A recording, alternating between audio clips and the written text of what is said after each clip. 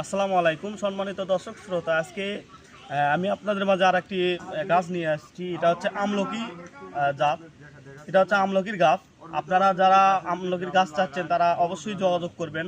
আমাদের এই গাছটি বস্তায় দেওয়া আছে, অনেক সুন্দর দেখেন। আসলে আপনারা যখন গাছটি চান, দেখেন এটা হচ্ছে কলমের চারা।